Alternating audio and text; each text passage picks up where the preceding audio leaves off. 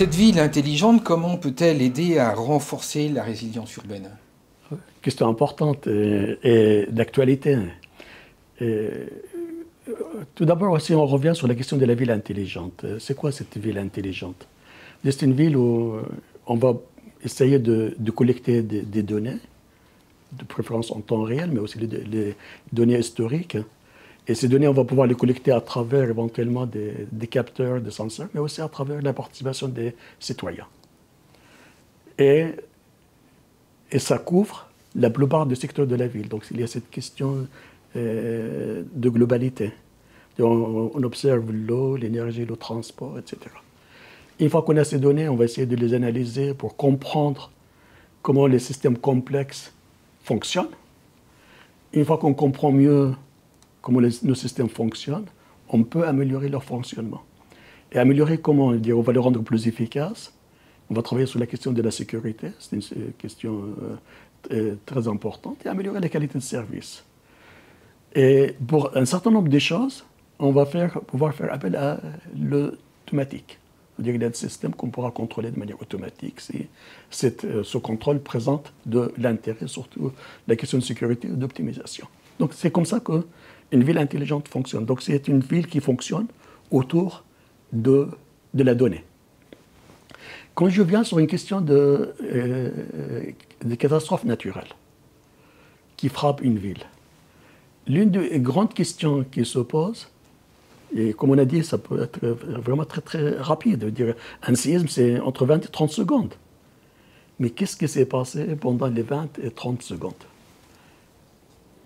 Si je veux améliorer en tant que scientifique, en tant qu'ingénieur, j'ai besoin de connaître ce qui s'est passé, pourquoi ce bâtiment-là a résisté, pourquoi ce bâtiment a été complètement détruit, qu'est-ce qui s'est passé, etc.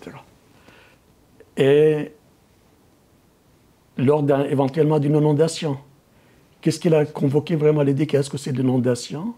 Est-ce que parce que la montée des niveaux d'eau, elle a affecté le système énergétique, le système d'électricité, donc les pompes sont arrêtées?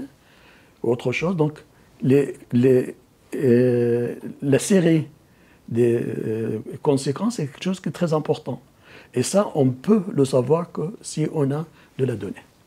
Donc aujourd'hui, la ville intelligente, qu'est-ce qu'elle va nous offrir?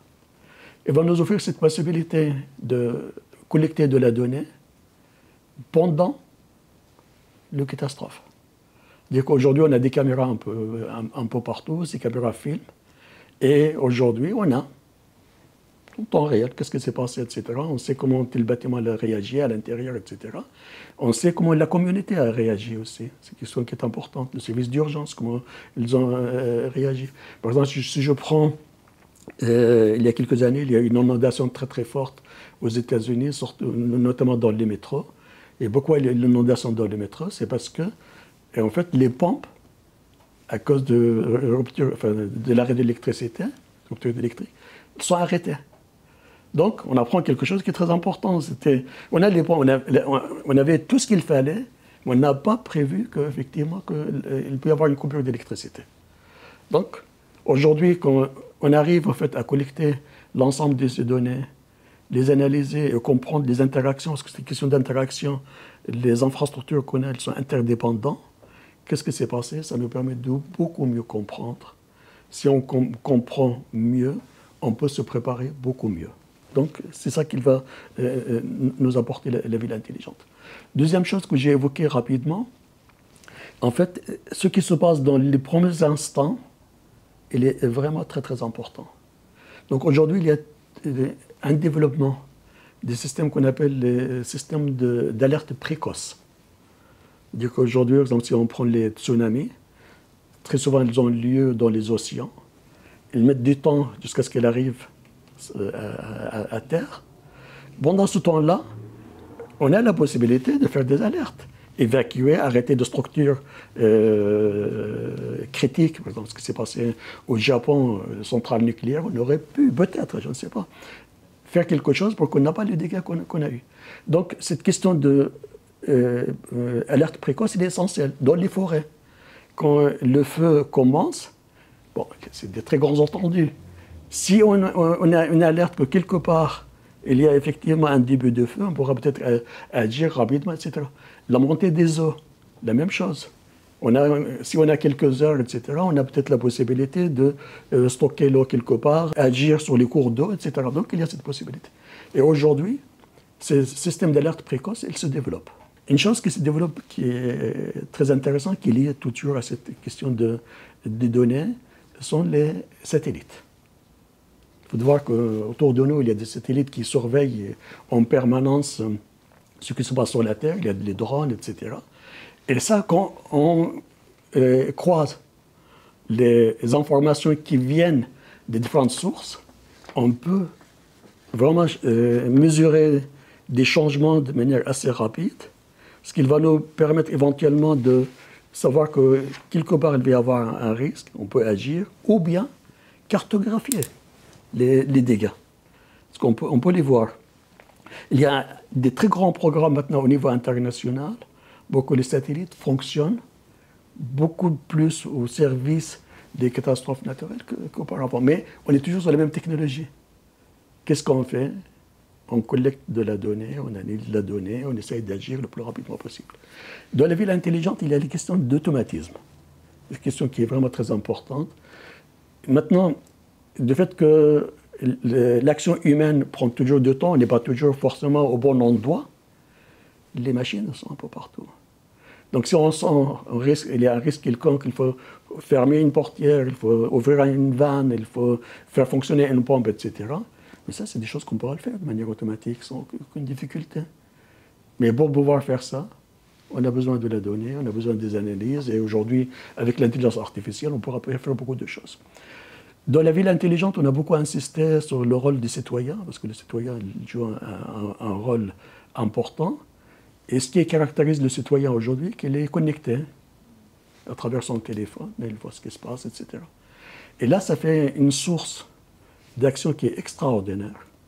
Je parlais de la cartographie, parce que l'essentiel, avant, il fallait envoyer des chiens, etc., pour pouvoir mettre parfois une semaine, 2 semaines, etc. Aujourd'hui, non, on peut l'avoir en temps réel. Et aujourd'hui, on a des programmes qui permettent d'analyser ce qui se passe sur les réseaux sociaux. Et sur un territoire donné, on peut analyser presque en temps réel ce qui se passe, voir ce qui se passe sur les Twitter, etc., et pouvoir détecter s'il y avait quelque chose d'anormal, etc. Donc, là aussi, quelque chose, le citoyen peut aussi jouer un rôle très important en aidant les autorités, etc., en faisant des alertes précoces. Et aujourd'hui, il y a vraiment des applications qui se développent énormément. Même aujourd'hui, il y a des applications, j'ai vu, il y a des publications récentes, parce que dans les téléphones, on a aussi des capteurs d'accélération. Ça veut dire qu'il y a des séismes, le téléphone bouge. Et si on capte ces informations-là, on peut les analyser, on peut prévoir à l'avance qu'il y a quelque chose qui est en train de se propager, dans quelle direction elle se propage, etc. Les inondations, la même chose. Et ils nous servent de manière extraordinaire, les téléphones pour les questions d'alerte, etc. Donc, aussi, les citoyens vont avoir un rôle très, très important dans la question de la ville intelligente. Une chose qui est importante, et quand on parle des catastrophes naturelles, c'est les questions de secours et la reconstruction. Et dans beaucoup d'endroits, malheureusement, on manque beaucoup de transparence sur les questions les priorités, qu'est-ce qu'il faut faire, comment agir, les droits des gens à rester sur place, etc. Et si on était dans une ville intelligente, sur un territoire intelligent, on a déjà mis en place des structures de gouvernance, de participation, qui sont basées sur, bien sûr, sur la connaissance, mais aussi sur la question de transparence. Ça aide beaucoup parce que les citoyens sentent qu'il y a une transparence par rapport à ce qui se passe. Les décisions, c'est des décisions qui sont collectives et qui sont justifiées. Donc, du coup, il est plus enclin à participer, à s'engager, etc. Donc, là aussi, sur la question de la gouvernance, de la ville intelligente sur les territoires intelligents, ça va jouer un rôle très important. C'est pour ça qu'aujourd'hui, qu'on parle d'un territoire résilient, dans un territoire résilient, on a besoin d'outils. Et le développement technologique à travers tout ce qui est Smart City, qu'il soit sur le plan technologique ou bien sur le plan de la participation, sur le plan de la gouvernance, ils vont jouer un rôle très très important. avoir une cartographie des occupations des hôpitaux, des trajets communs entre tel point et tel point. C'est une question essentielle. Si on n'a pas la donnée, si on n'a pas les informations, on risque d'envoyer sur des hôpitaux qui sont déjà encombrés, alors que des hôpitaux qui sont peut-être plus proches, etc., il y a encore de la place. Ça nous permet de le cartographier aussi. Il y a cet espoir, donc comme quoi la ville intelligente, on le met au service de la ville résiliente. Il va nous aider à mieux cartographier, à mieux utiliser les ressources, question qui est vraiment très importante. Rassurer les citoyens par rapport à la question de la transparence et engager les citoyens dans tout le processus.